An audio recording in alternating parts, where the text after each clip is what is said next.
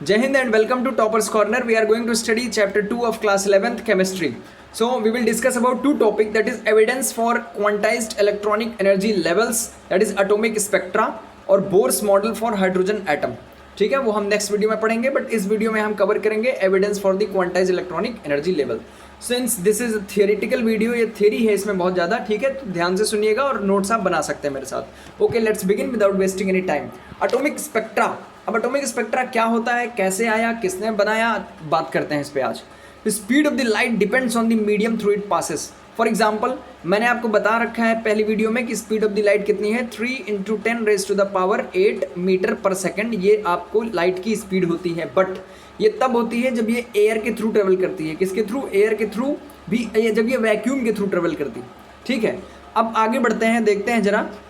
अगर ये किसी ग्लास के थ्रू ट्रेवल करे तब क्या होगा. जैसे कोई आदमी है और एक रास्ते से उसे जाना है और रास्ता खाली है तो वो आसानी से निकल जाता है, बट अगर उस रास्ते पर बहुत भीड़ है तो उसे थोड़ा टाइम और लग सकता है. इसी तरह से जब लाइट अगर पास होती है किसी ऐसे रास्ते से या फिर किसी ऐसे मीडियम से विच इज डेंसर, जो थोड़ा डेंसर है, डेंस, ठीक है, तो उसकी स्पीड क्या हो जाती है, स्लो हो जाती है. क्या हो जाती है? स्लो हो जाती है, कम हो जाती है. ठीक है, so beam of the light is refracted और deviated from its original path as it passes from one medium to another.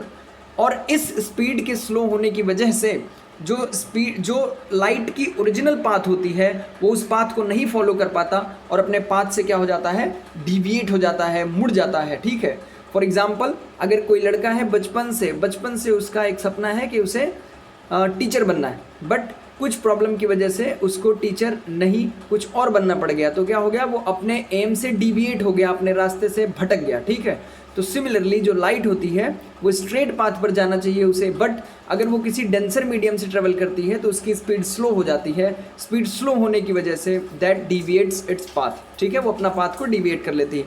As you can see in figure that if a white light strikes the plane surface of prism then it changes its path. ठीक है, और जब path change करती है तो आपको पता है वाइट लाइट का फुल एक इलेक्ट्रोमैग्नेटिक स्पेक्ट्रम बनता है और बहुत सारी लाइट को मिला करके एक वाइट लाइट बनती है. ठीक है, जैसा कि मैं आपको पहले बता चुका हूँ, विबग्योर. ठीक है, तो इन 7 कलर्स को मिला करके लाइट बनती है और प्रिज्म से लाइट पास होने के बाद अपने कॉन्स्टिट्यूएंट्स कलर में ये बढ़ती है, बिखर जाती है. क्यों? क्योंकि सबकी वेवलेंथ और सबकी फ्रीक्वेंसी अलग अलग होती है. उस अलग अलग फ्रीक्वेंसी के आधार पर ये अलग अलग स्पेक्ट्रम में बढ़ जाते हैं या फिर अलग अलग कलर्स में बढ़ जाते हैं. दैट इज़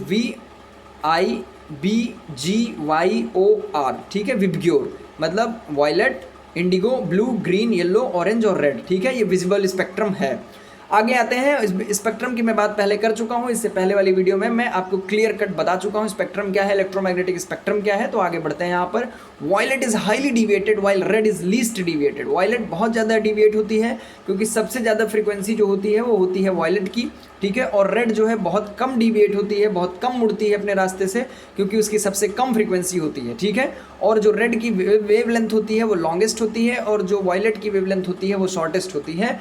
अगर आपको वेवलेंथ और फ्रीक्वेंसी के बारे में और डिटेल में जानना है then you can see my earlier video, मतलब जो पहले वाली वीडियो है जो अपलोड की गई है वो आपको प्रीवियस वीडियो देख सकते हैं आप. So ray of the light is deviated in a series of color called spectrum, and since each color merge in each other like rainbow, so it is called continuous spectrum.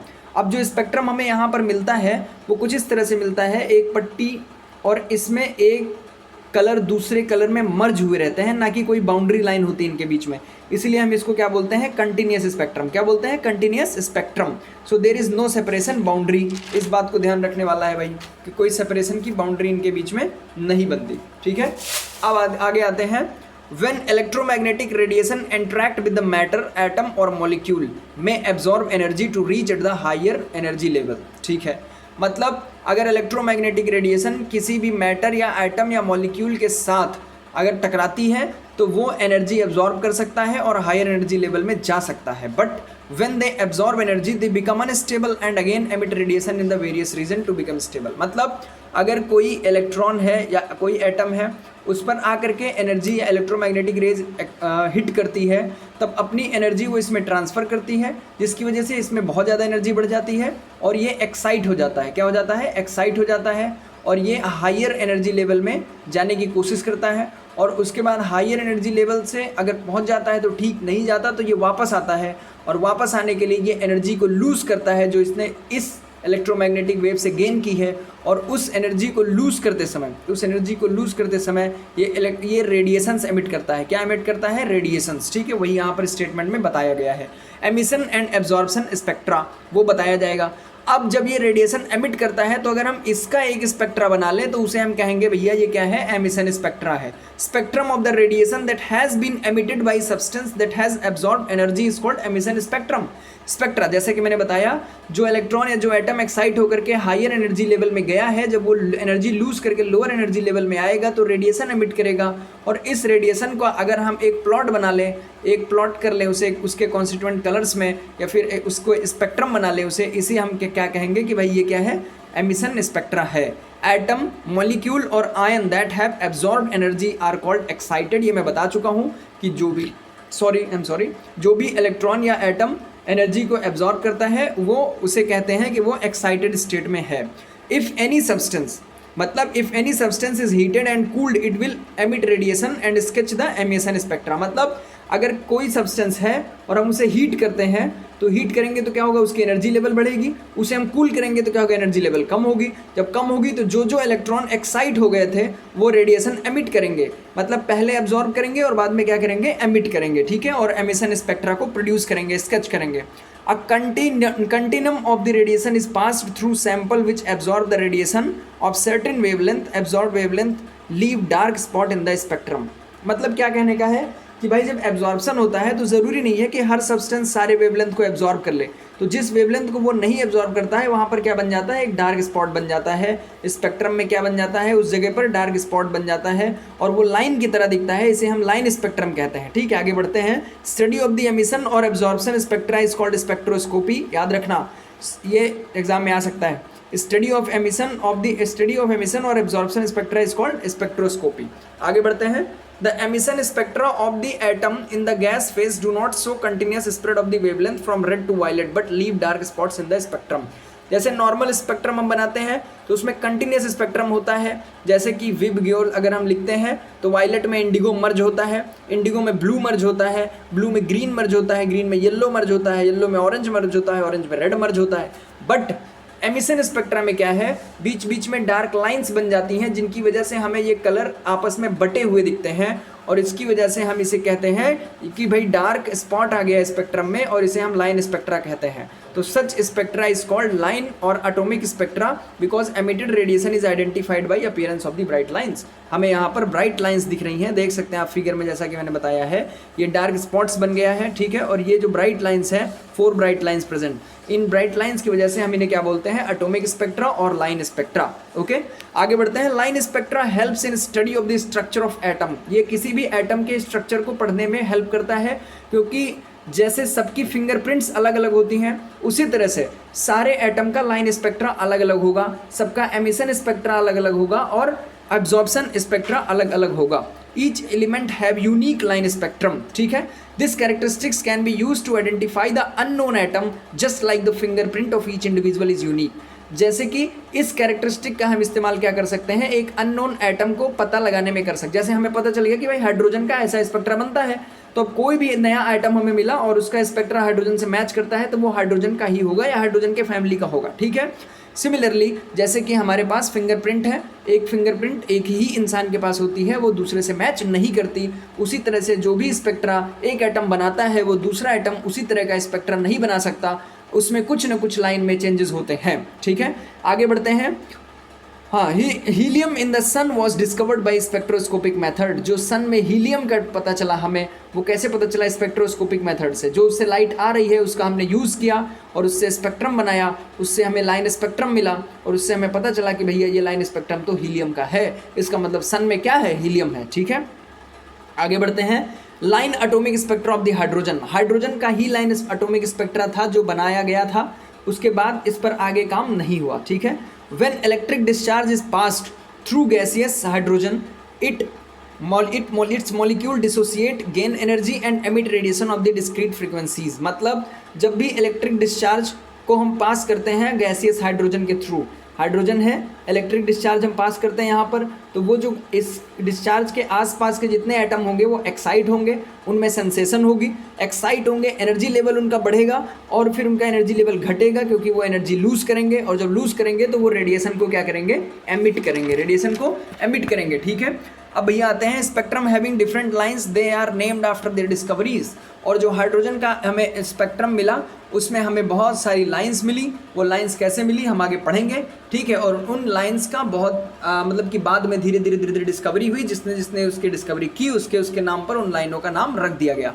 For example यहाँ पर excited sample है और इस excited sample को हम prism के through pass करते हैं। एक्साइटेड सैंपल से हम एक जो भी मतलब वो रेडिएशन एमिट कर रहा है, हम उस रेडिएशन को या फिर उस लाइट को हम पास करते हैं और वो एक फिल्म पर जा कर के हम रिकॉर्ड करते हैं, तब उसका एमिशन स्पेक्ट्रम इस तरह से मिलता है हमें। और ये यहाँ पर जो बीच की ये जो पट्टियाँ हैं, जो खाली स्पेस है वो ब्लैक मिलता है और ये कलर्ड मिलता है। ठीक है, क्योंकि ये एमिशन स्पेक्ट्रा है। आगे बढ़ते हैं हम, तब यहाँ पर वाइट लाइट का सोर्स है और यहाँ पर एब्जॉर्प्शन सैंपल हमने रखा हुआ है। इस सैंपल में कुछ ऐसा है जो इसे एब्जॉर्ब करता है लाइट को, एब्जॉर्ब होने के बाद ये एक्साइट होता है, एक्साइट होने के बाद इसमें से लाइट छोड़ता है ये या फिर रेडिएशन एमिट करता है। रेडिएशन एमिट करने पर हम यहाँ पर क्या बनाते हैं ये कि भाई एक फिल्म पर सिमिलरली हम डिटेक्ट करते हैं और यहाँ पर एक एब्जॉर्प्शन स्पेक्ट्रम मिलता है। एब्जॉर्प्शन स्पेक्ट्रम में ये जो मोटी वाली पट्टियाँ हैं, जो कलर हैं, जो ये मोटी वाली पट्टियाँ यहाँ पर ब्लैक थी, वो ये मोटी वाली पट्टियाँ यहाँ पर कलर्ड होती हैं, रेड होती हैं, कोई ग्रीन होती है, कोई ब्लू होती है। ठीक है, और ये वेवलेंथ के अकॉर्डिंग के आधार पे जो है मतलब कि अरेंज होती है। राइट साइड में जब हम मूव करेंगे तो वेवलेंथ इसमें भी बढ़ती है। एमिशन स्पेक्ट्रा में, एब्जॉर्प्शन स्पेक्ट्रा में भी राइट साइड में मूव करेंगे तो वेवलेंथ बढ़ती है।